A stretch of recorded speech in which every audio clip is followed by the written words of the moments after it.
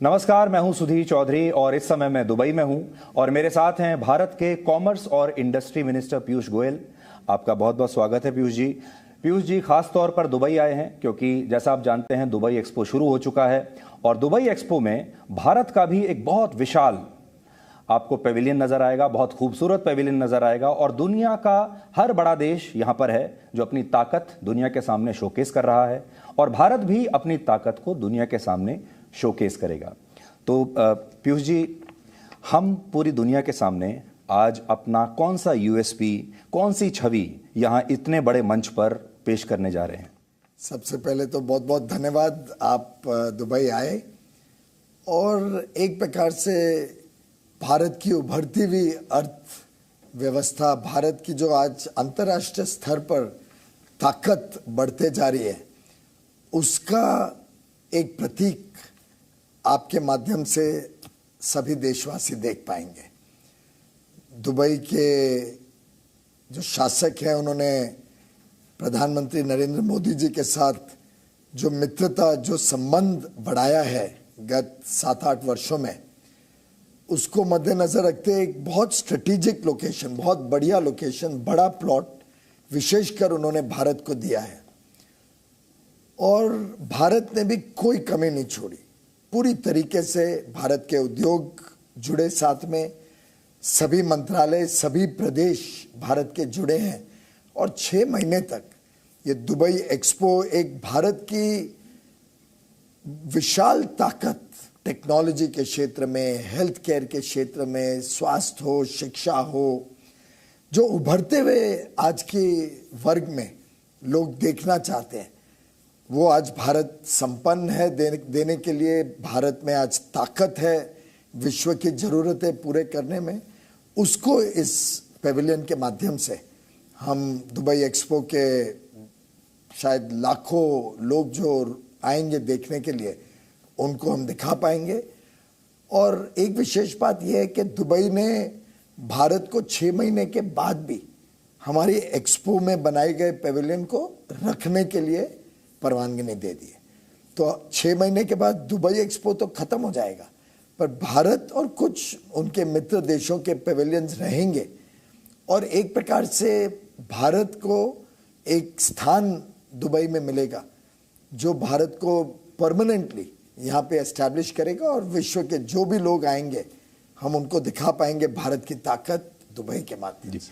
आप commerce and industry minister हैं और ये दुनिया का इतना बड़ा मंच है और भारत ज़रूर ये कोशिश करेगा कि वो ये दिखाए कि वो दुनिया का अगला ग्रोथ इंजन बन सकता है।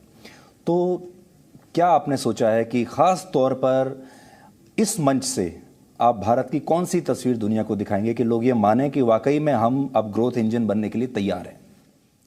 आज जिस प्रकार से भारत ने अपने छवि बदली है, आप देखिए तो टेक्नोलॉजी की दुनिया, आप देखें तो स्पेस की दुनिया, एटॉमिक एनर्जी की दुनिया, रिन्यूएबल एनर्जी, नवीकरणीय ऊर्जा में हम एकदम आगे चले जा रहे हैं, बढ़ते जा रहे हैं।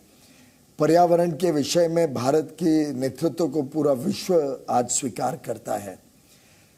अलग अलग प्रकार से भारत की उभरती हुई शक्ति आज विश्व पटल पर लोगों ने समझी है, उसकी आज दाद दी जा रही है। और आप देखेंगे कि अभी अभी माननीय प्रधानमंत्री जी जब यूनाइटेड स्टेट्स ऑफ अमेरिका में थे तो क्वाड की जब मीटिंग हुई, जो मीटिंगें वहाँ के बिजनेस और इंडस्ट्री लीडर्स के साथ हुई, जो यूएन में उनका भाषण रहा, जिस प्रकार से एक एक देश, मित्र देशों ने उनके साथ चर्चा की, नेताओं ने चर्चा की, ये दर्शाता है कि आज लोगों में भारत को सामने रखते हैं, मोदी जी को सामने रखते हैं तो आस्था है, विश्वास है कि भारत भविष्य के दुनिया में, भविष्य के अर्थव्यवस्था में बहुत ही अहम भूमिका निभाएगा। और मेरा मानना है कि आवर टाइम हैज कम। जैसा आपने कहा कि प्रधानमंत्री भी ये पूरी कोशिश कर रहे हैं। कोविड के बाद से पूरी दुनिया संघर्ष कर रही है। देखिए, चाइना संघर्ष कर रहा है, अमेरिका भी संघर्ष कर रहा है। तो इसमें आप भारत के लिए क्या चुनौती और अपॉर्चुनिटी देखते हैं? अगर आप देखें तो कुछ मात्रा में कई सारे जो हमारे सरकार की योजनाएं गत 7-8 वर्षों से चल रही हैं, उसका सबसे बड़ा लाभ हमने कोविड के दिनों में देखा। आप देखिए डिजिटल जो फैलाव किया, जिस प्रकार से स्वास्थ्य सेवाओं के ऊपर विशेष ध्यान रखा गया, जिस प्रकार से गत 7 वर्षों में सबको बैंक खाते से जोड़ा, अनाज का भंडार पर्याप्त मात्रा में खड़ा किया, जिस प्रकार से बिजली हर घर तक पहुंची, कुकिंग गैस गई, स्वच्छ भारत के माध्यम से शौचालय घर घर तक पहुंचे। अब कल्पना करिए अगर कोविड आता और ये सब चीजें नहीं हुई होती तो कितनी बड़ी समस्या होती देश के सामने। तो एक प्रकार से आज हमें संतुष्टि होती है कि ये सब कार्यक्रमों ने भारत को कोविड की लड़ाई में मजबूत बनाया। हमारे वैज्ञानिक, हमारे जितने doctors, technicians, health care frontline workers हैं, हमारे लॉजिस्टिक्स के लोग जो ट्रक, ट्रेन, प्लेन चलाते हैं, हमारे ऑक्सीजन मैन्युफैक्चरर्स और जिन्होंने ऑक्सीजन को देश भर में पहुंचाया ऐन वक्त पर, इन सब ने जो योगदान किया और खास तौर पे जो वैक्सीन में भारत ने ऐतिहासिक काम किया है। आज इस महीने हमारी कल्पना है कि 30 करोड़ वैक्सीन बनेंगे। 1 करोड़ वैक्सीन रोज भी लगाएं तो हम 25 करोड़ तक जा पाएंगे। तो एक भारत का जो आत्मविश्वास बढ़ा है, भारत जैसे जैसे और आत्मनिर्भर हो रहा है और विश्व भारत की तरफ देख रहा है कि भारत के साथ जो संबंध है लोगों के, जो विश्वसनीयता है, जो मित्रता है, उसको मद्देनजर रखते हुए वो हमारे साथ साझे भागीदारी। अब आप देखिए चीन में एवरग्रांड का क्राइसिस चल रहा है, चीन में बिजली का क्राइसिस चल रहा है, यूके में पेट्रोल डीजल के लिए लाइनें लगी हुई हैं, यूएस में कैश क्रंच चल रहा है और इस समय सप्लाई चेन की बात सब लोग कर रहे हैं। Supply chain is the keyword जिसके बारे में सब बात करते हैं। तो इस सप्लाई चेन की जो चुनौती है, इस पर हम कितने तैयार हैं? मुझे लगता है भारत के उद्योग जगत, भारत का व्यापारी, भारत के जो हमारे उद्यमी हैं, भारत के जो हमारे स्टार्टअप की दुनिया के युवा युवती नौजवान हैं, इन सब में पूरी क्षमता है, इन सब में आत्मविश्वास है और जिस प्रकार से टेक्नोलॉजी का साधन इस्तेमाल करके भारत अपनी छवि भी सुधार रहा है और भारत एक प्रकार से इंटरनेशनल इमेज बना रहा है। मैं एक उदाहरण दूं तो कोविड के पूरे कार्यकाल में हमने एक भी कोई अंतर्राष्ट्रीय हमारा कॉन्ट्रैक्ट को मिस नहीं किया या उसको लेट डाउन नहीं किया। जितने हमारे सर्विस एग्रीमेंट्स थे, जितने हमारी एक्सपोर्ट की कमिटमेंट्स थी, जितने बैक ऑफिसेस भारत में चलते थे, उनकी जो जो जिम्मेदारियां थी वो 100% जिम्मेदारी मीट की गई है। उस 100% जिम्मेदारी को हमने निभाया है, जिसके कारण आज विश्व में एक छवि बनी है कि भाई भारत को काम दो तो चिंता नहीं है, कितने भी कठोर तकलीफों परिस्थितियां हो, भारत जिम्मेदारी को समझता है और जिम्मेदारी को निभाता है।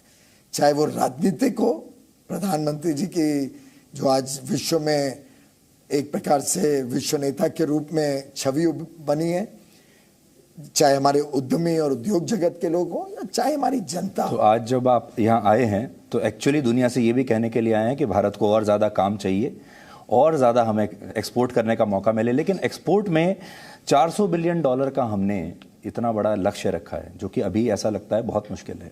5 ट्रिलियन इकोनॉमी ऐसा लगता है कि सिर्फ एक नंबर है और बड़ा फैंसी नंबर है, बट हम पूरा कर पाएंगे उसको?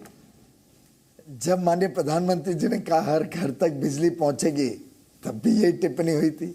हर घर को शौचालय मिलेगा, लोग हंसते थे। हर व्यक्ति को अपना घर मिलेगा, किसने विश्वास किया था कि 3 करोड़ घर इतने कम समय में गरीबों को मिल जाएंगे? कब किसने सोचा था कि आयुष्मान भारत जैसी योजना 50 करोड़ गरीब निम्न मध्यम वर्गीय लोगों तक पहुंचेगी और लोगों की सेवा करेगी? विश्व का सबसे बड़ा स्वास्थ्य सेवा का कार्यक्रम कोविड के पहले लॉन्च किया गया। किसने सोचा था कि किसानों को देश भर में एक साथ हर 4 महीने में पैसे उनके बैंक के खाते में सीधे पहुंच पाएंगे?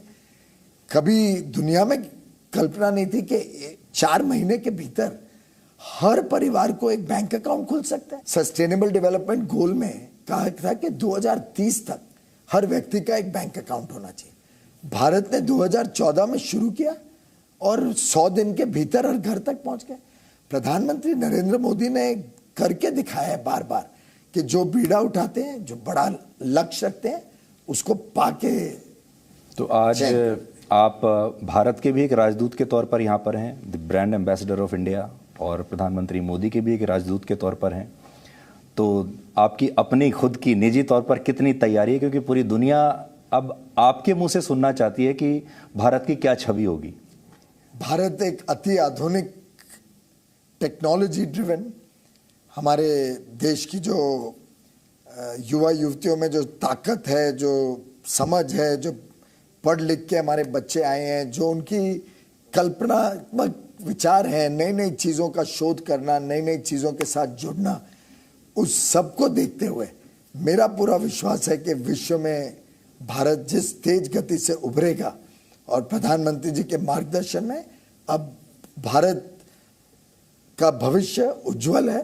भारत एक दुनिया की ताकत बनेगी, एक दुनिया का मित्र बनेगा। Do you feel under pressure with this huge responsibility कि दुनिया को आपको एक तरीके से एक पावर पॉइंट प्रेजेंटेशन भारत के बारे में देनी है? नहीं, मुझे लगता है कि Indian talent speaks for itself. हमारे लोगों में जो उन्होंने करके दिखाया है वो अपने आप में लोगों को, बाकी दुनिया को प्रोत्साहित करता है कि भारत के साथ और काम करो। ये सेल्समैन के लिए आसान कर देता है उसका काम। And you are the salesman today. नहीं, आप लोग सब हैं, आप लोग के माध्यम से देश का भी हौसला बढ़ता है, आत्मविश्वास बढ़ता है, और वास्तव में जिस गहराई में माननीय प्रधानमंत्री जी एक एक विषय को देखते हैं, इस दुबई पेविलियन में जितना उनका मार्गदर्शन मिला, जितना उन्होंने स्वयं एक एक चीज़ों को बारीकी से देखा, समझा और उसको लागू करने में, सफल बनाने में रुचि ली, अपने आप में हम सबको प्रोत्साहित करती है। मुझे विश्वास है जो सब दुनिया भर से लोग आएंगे, 190 से ज़्यादा देश यहाँ पार्टिसिपेट कर रहे हैं, और मेरे पास ऑलरेडी 4-5 मंत्रियों के मैसेज आ गए हैं कि आप हो तो हम भी आना चाहते हैं भारत के पेविलियन को देखने के लिए। अच्छा, और इसी तरह आप भी दूसरों के पेविलियन देखने के लिए जाएंगे? मेरी इच्छा है कि मैं भी देखूं हमारी कंपटीशन किसके साथ है, तो हम खरे उतरेंगे। हाल में ही कल हमने ऑस्ट्रेलिया के साथ भी FTA नेगोशिएशन तेज गति से टाइमलाइंस के साथ शुरू कर दिया है, और जल्द इसका भारत के उद्योग और सर्विस सेक्टर को लाभ मिलेगा। पिछले हफ्ते 22 तारीख को UAE के साथ FTA का चर्चाएं फास्ट ट्रैक कर दी गई हैं, लॉन्च कर दिया गया है, उसकी भी मेरी चर्चा होगी इस विजिट के दौरान। कल high level task force on investments है। UAE के सरकार $75 बिलियन भारत में लगाना चाहती है, यानी 5 लाख करोड़ रुपया वो भारत में निवेश करना चाहते हैं। सामने से बोलते हैं भाई हमें बताओ, मौके दो कि हम यहाँ पे भारत में पैसा लगा। तो भारत में जो ताकत है वो और कोई देश में नहीं है। पीयूष जी, बहुत बहुत शुक्रिया हमसे बात करने के लिए, और बहुत बहुत शुभकामनाएं। You will have a very very hectic schedule, I know that, and lots of meetings, but हमें यकीन है कि हमारा जो सेल्समैन भारत ने चुना है, उसके हमारी जो सेल्स पिच है वो दुनिया में सबसे अच्छी होने वाली है, बेस्ट सेल्स पिच होगी। Thank you, thank you so much, thank you.